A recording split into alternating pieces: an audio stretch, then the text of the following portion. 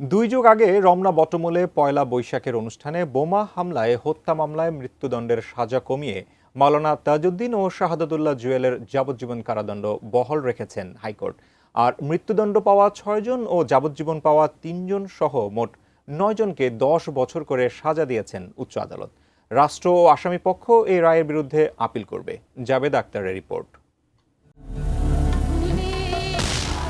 ২০০১ সালের ১৪ এপ্রিল রমনার বটমূলে ছায়ানটের বর্ষবরণ অনুষ্ঠানে বোমা হামলায় প্রাণ হারান ১০ জন। এই ঘটনায় করা হত্যা মামলায় ২০১৪ সালের ২৩ জুন ঢাকার দ্বিতীয় অতিরিক্ত মহানগর দায়রা জজ রুহুল আমিন রায় দেন। রায়ে মুফতি হান্নান সহ ৮ জনের মৃত্যুদণ্ড এবং ৬ জনের যাবজ্জীবন কারাদণ্ড দেওয়া হয়। মুফতি হান্নান ছাড়া তখন মৃত্যুদণ্ড দেওয়া হয় সাবেক উপমন্ত্রী আব্দুস সালাম পিন্টুর ভাই মাওলানা মোহাম্মদ তাজউদ্দিন, আকবর হোসেন, আরিফ হাসান সুমন, হাফেজ জাহাঙ্গীর আলম বদর, আবু বকর ওরফে হাফেজ সেলিম হাওলাদার, মুফতি আব্দুল হাই ও মুফতি শফিকুর রহমানকে। তবে সিলেটে গ্রেনেড হামলার মামলায় ২০১৭ সালের ১২ এপ্রিল মুফতি হান্নানের ফাঁসি কার্যকর হয়। পলাতক আছেন মাওলানা তাজউদ্দিন। ব্রেকফাস্ট, টিফিন কিংবা স্ন্যাক টাইমে মজাদার আয়োজন মানে অল টাইম ব্রেড।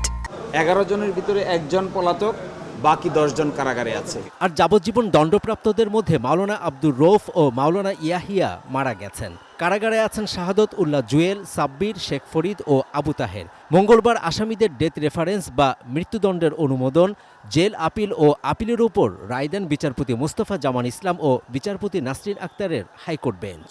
2 জনের যাবজ্জীবন দিয়েছেন এবং বাকি 9 জন ছিল তাদেরকে 10 বছর কারাদণ্ড দিয়েছে এবং 50,000 টাকা জরিমানা করেছে। এই অবজারভেশনে বলেছে যে এই হত্যাকাণ্ডটি মানবতা বিরোধী হত্যাকাণ্ড, যাদেরকে আজকে 10 বছর করা হয়েছে, আমরা রাষ্ট্রপক্ষ থেকে তাদের বিরুদ্ধে উচ্চ আদালতে আপিল করব।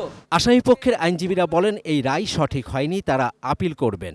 10 বছর করে সাজা পাওয়া আসামিদের অন্য মামলার সাজা না থাকলে মুক্তি পেতে কোনো বাধা নেই বলেও জানান তারা। ৩ জন কনফেশনাল স্টেটমেন্ট দিয়েছিলেন। এই 3 জন কনফেশনাল স্টেটমেন্টে পরস্পর বিপরীতধর্মী কথা বলা সত্ত্বেও তাদেরকে 10 বছরের সশ্রম কারাদণ্ড দিয়েছেন। হাইকোর্টের এই রায়টি সঠিক হয় নাই।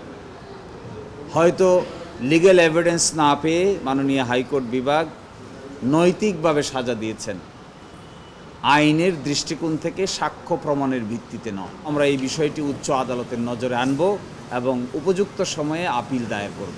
সিআরপিসি 35A অনুযায়ী আপনার প্রি ট্রায়াল, যেটা রায়ের আগে যেই টাইমটা ওনারা জেলে ছিল, হাজতে ছিল, ওইটাও কাউন্ট হবে এবং ওইটা কাউন্ট হয়ে যদি দেখা যায় যে 10 বছর হয়ে গেছে, তাহলে then they will be released if not wanted in any other case. Jabed Akhtar, ATN News, Dhaka. না, আপিলে কোনো বাধা হবে না।